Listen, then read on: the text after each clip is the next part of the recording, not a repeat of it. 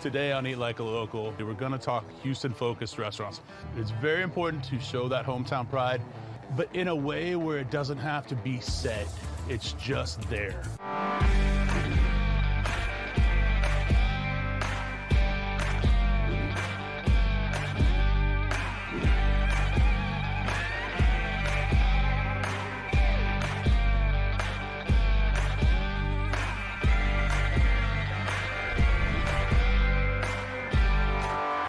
We're gonna start off in June. We're gonna talk to Henry and Evelyn. Let's go check it out. I like these guys. Some good people right here.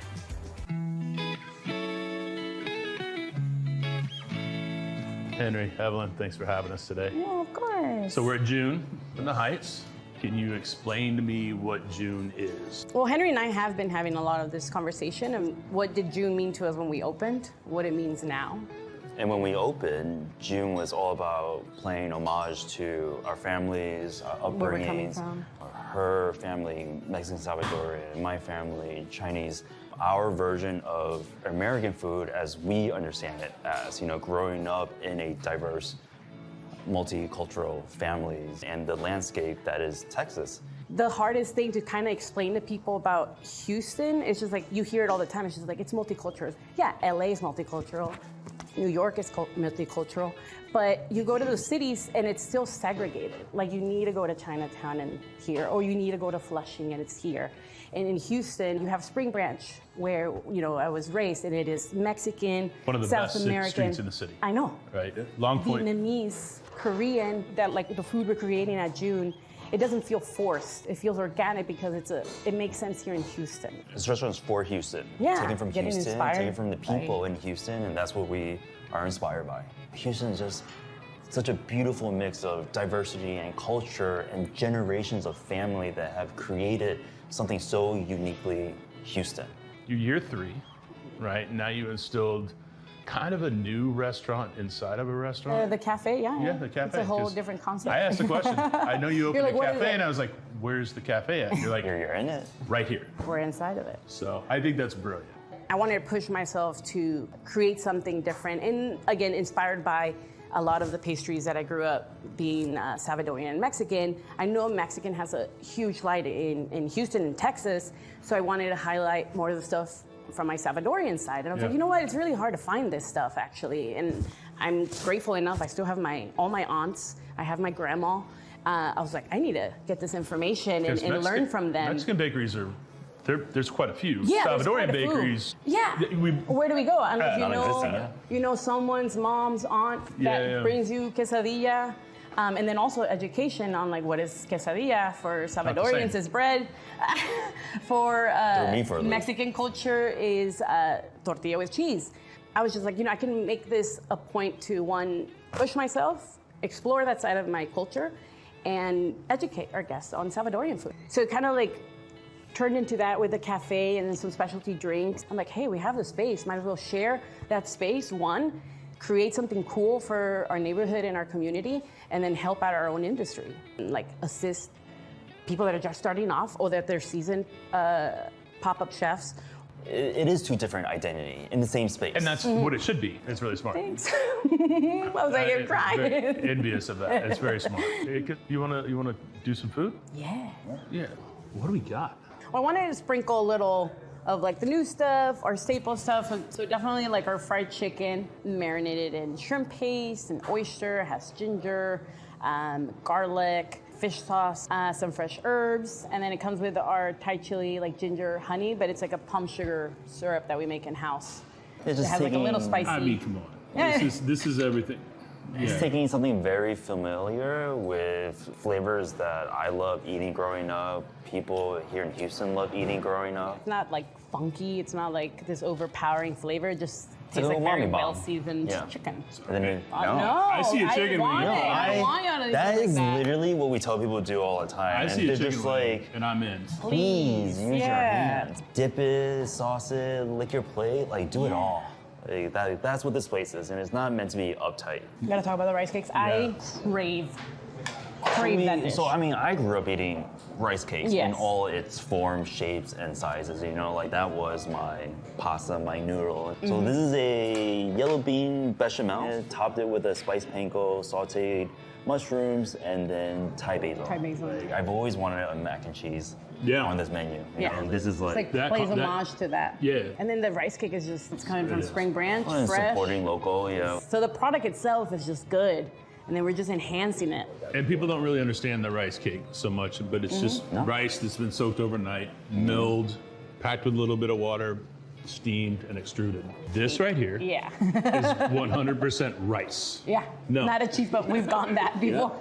Hey, but if they connect to it and they enjoy it, Then it's okay with me. like then it's okay with me. I'm like, I'm happy. Yeah, who are we to tell you how to connect to the food? You Yeah. know? All right. This is our newest addition Yes. to our menu. So it's a skewer cabbage that we char on our open fire grill.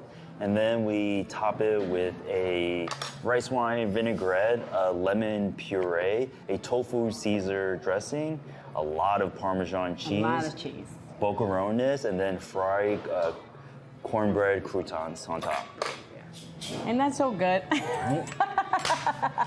Yay! That dish right Exactly. there, one of the best I've had in a long time. The dressing on here is so good, and just cabbage is such a humble ingredient. Everybody wants the cabbage to be like this part of the dish instead of the dish. The dish, But when exactly. it is the dish, it shines. This is a perfect little trifecta. I know, it's a really nice combo. Yeah. Very much who you guys are, but very much Houston in the same aspect, like because you've got fried chicken, coleslaw, and mac and cheese. Yeah. In essence, Yeah. Yeah. We still got dessert. So we have our nuegados right here. A what? Nuegado. Nuegado. Nuegado. So it's a Salvadorian dessert. Everybody thinks I'm the one that was like, let me put nuegados because I'm Salvadorian, but it was actually Henry. We were in El Salvador, and then he was just like, we were having them at this little cafe, and then he's like, why don't we put these on the menu?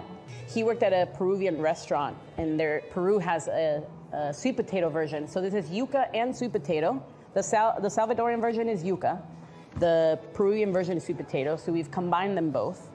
And then it has a piloncillo syrup, which is a unrefined sugar with like cinnamon and orange and clove. And then that gets drizzled all over, and then we have some candied orange on there. Yes. It's chewy, it's crispy. I was like, it's every Asian dessert I've ever grew up eating. You know what I mean? Right?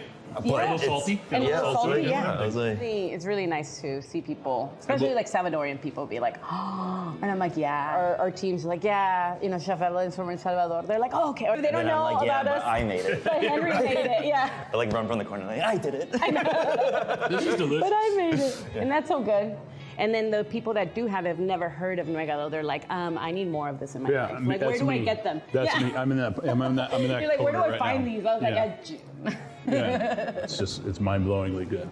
Man, you guys are on the right path. yeah, it's a fun ride. It's really good. All right, what to order at June? Get that charred cabbage, the carrots with everything salsa matcha, the rice cakes, the fried chicken with the herbs, so good. Then for dessert, get the nuegados. June, just a perfect representation of Houston. So that fried chicken from day one was great, but then you get into dishes like the rice sticks and those fun sweet potato donuts. Pretty special. All right, so that's June. Now we're gonna go see Brian Caswell, and he just opened up Latuli. Let's check it out.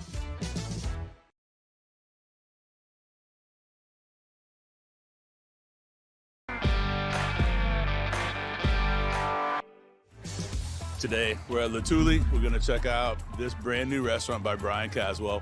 We know him from places like Reef and Little Big, Stella Sola, El Real. Then took a little break. Sometimes when you take a little break and you come back to it, you see it with a clearer vision. So we're gonna have that conversation today. Really excited. So spicy margarita, frozen screwdriver. And a frozen screwdriver. Thank you, George. Jordan calls a screwdriver the hammer. From my early 20s, I remember this at a place called Volcano, which I still go to, I still love. So I was like, we're gonna do a frozen drink. This is what we have to do. You're from Houston, born and raised? No. No. I was born in Lafayette. I did not know that. Born in Lafayette in 1976. There was a great oil field migration from Lafayette to Houston. This funny thing people don't know, Lafayette was the energy capital of the world in 1972.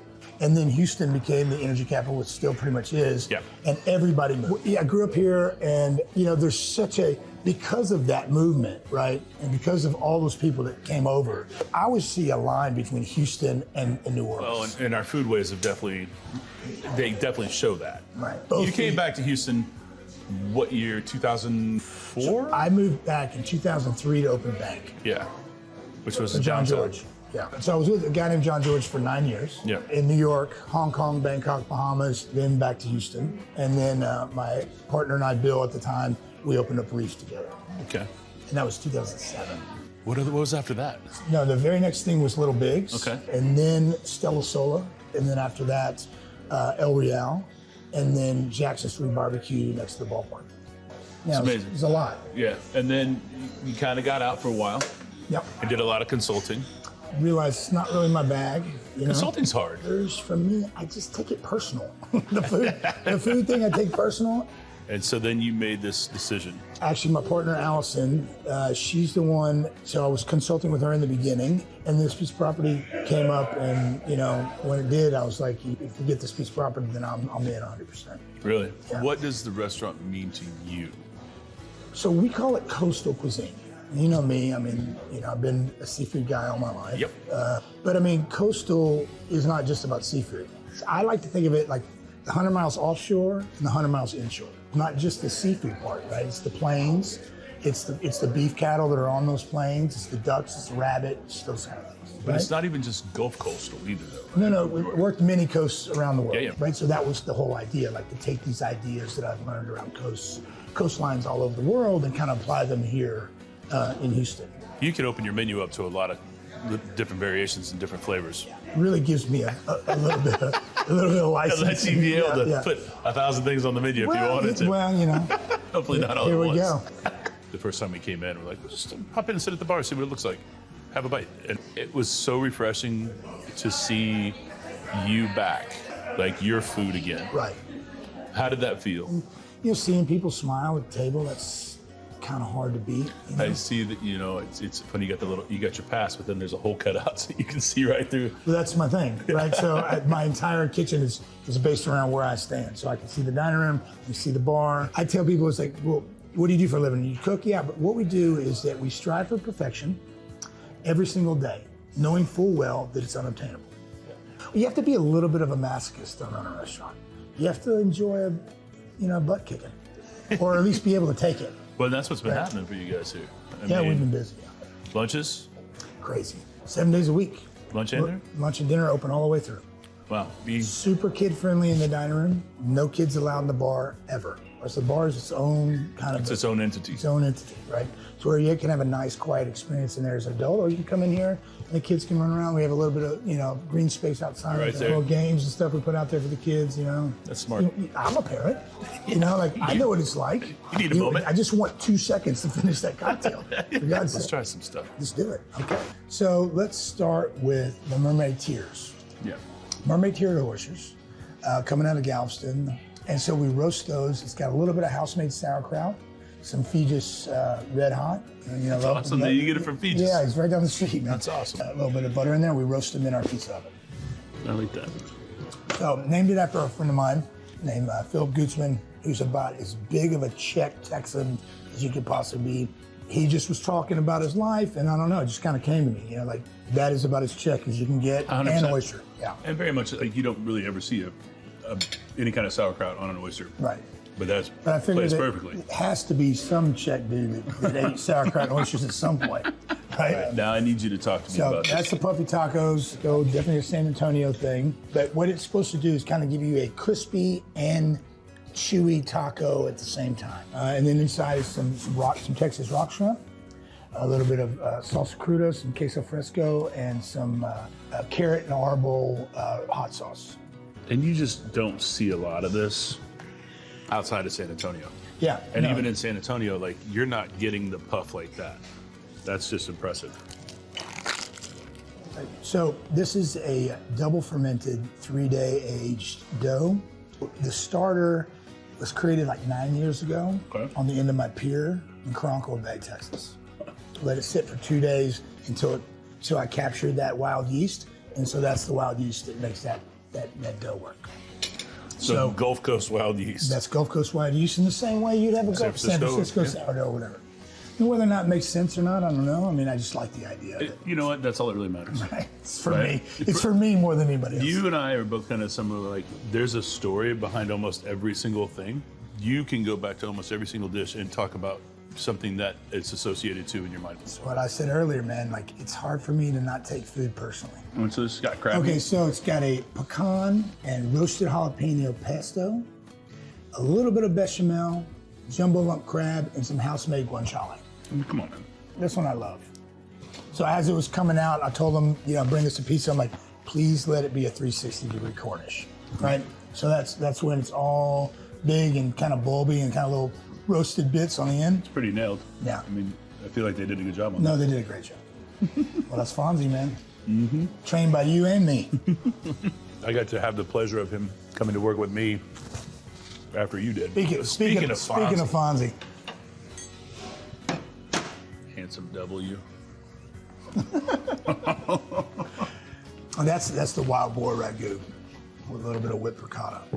This is a fried fish grouper banh mi on a non-traditional bun. So it's a tempura piece of grouper with kind of all the flavorings that a banh mi might have from Houston, with some carrots and some cucumber, some daikon in there with a little bit of non-prick.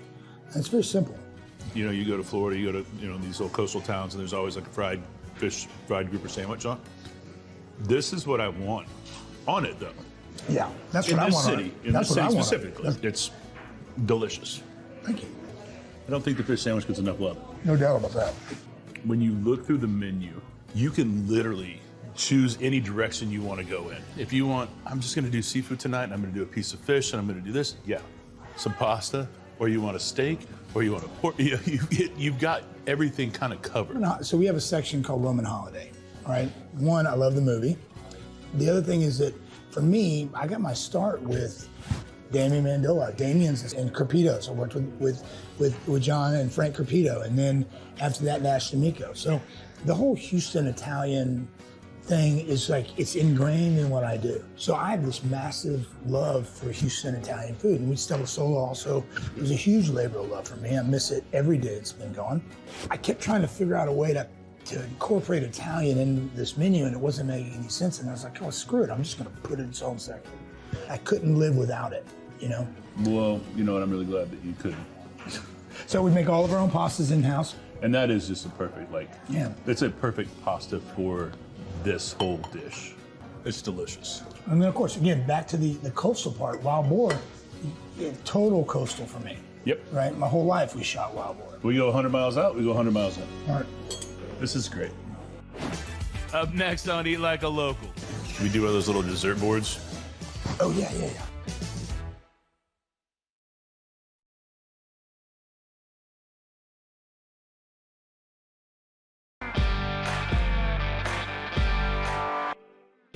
As we move into dessert, I would be remiss if I didn't talk about Jeb Stewart, your Somm. But he's also my first taste. So every dish before you put it up to anybody else, he tastes. Goes to Jeb. Jeb, because he's the best palate in the restaurant, and he's not afraid to tell me I suck. Yeah, you need that human being. Yeah, but that's because man. he cooked too. Yeah, no, he was a chef for many, many years, Yeah. long before he was ever at the front of the house. And then this is, this is something that you don't see too often. No, it's an English-made champagne, or sparkling, called Roebuck. He introduced this to me. It really blew me away. One, that they were making this good of bubbles in United Kingdom. I couldn't believe it. It's that good. Really what I love about this wine list is that there's options of price points and different variations of all of the things. All right, 2 desserts. Now, this is our blackberry cobbler. Me growing up, blackberries, dewberries, picked them in my grandmother's yard. This It's just a perfect little love bite. that. The homemade vanilla ice cream.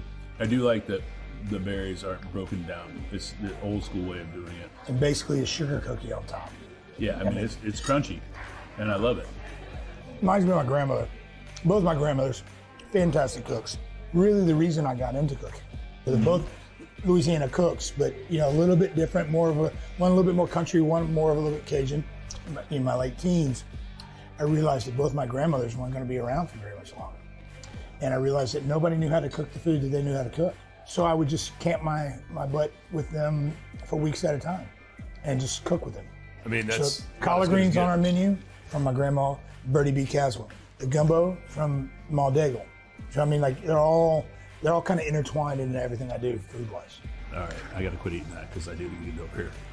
You and I are probably the same. Like you get to dessert and you're like, I don't want just one thing, right? No. So just like a little bit of everything. It's our Mignonese platter. We've got some bourbon truffles. These are like a pecan praline crunch. There's a lemon and raspberry macaroons. What is that? But that is the one that really you're like, what is that? It's a mold with a little white chocolate, peanut butter kind of ganache, and it's really kind of gonna throw you back to your childhood. For me, it does anyway. When I saw this the first time, I was like, little, stop it. Yeah, it's a little too cute. It's a little too cute. And then it was like, wait a minute. So we actually have a group of people that come in and just get a plate of those. I might join that group. Yeah, it's a good group. That's really good. Yeah, you know you have to. My sister actually is our pastry chef now, Mary Charlotte. She's doing a fantastic job. She's French culinary graduate. You know, I wish my dad was here. Yeah. Yeah. He'd be just over the moon to see that. You know, us working together. You know. Yeah, it's pretty special moment. Pretty amazing. Yeah. In the short time that you've been doing this in this restaurant, right you there. have shown who you are. I appreciate that. On this menu, as you said, it's your life's work. It's only 52 years, that's all it is. Right there. Take it or leave it, right there on that piece of paper. Awesome. Right on. Yeah. Salute, my friend. So good. What do you order at Latuli? All right, start with the bread service. You get the yeast rolls, you get the cornbread, you get the jalapeno jelly and the sorghum butter. Come on. The pizza pescatore, the Gulf shrimp spring rolls for a little crispy bite, the greener pasture chickens coming out of Texas, the Wagyu barbacoa is always good, and then for the end, the mean sardines platter. I could have that every day. I'm glad I don't live next door. Always a big fan of talking to Brian. It's great to see him back doing what he's doing and seeing kind of that tour of his life on one menu. It's pretty special. Can't say I'm not jealous about it, but I like this. What's next? You probably have, what, 27, 28 menu items? We're actually adding. You're not taking off. We're turning into a Cheesecake Factory. We're like seven items away from being a Cheesecake Factory. Nobody ever told me what my business was until I opened a burger restaurant. You know, like, because everybody wants something specific. Yes. Barbecue, not too different. Tex-Mex, even spicier, that customer. You know, Fonzie wears a medallion of you around his neck. He does not. He does. Your grinning, mooning face, right on. He'll pull it right out. He'll pull it right out. Like, look, there he is.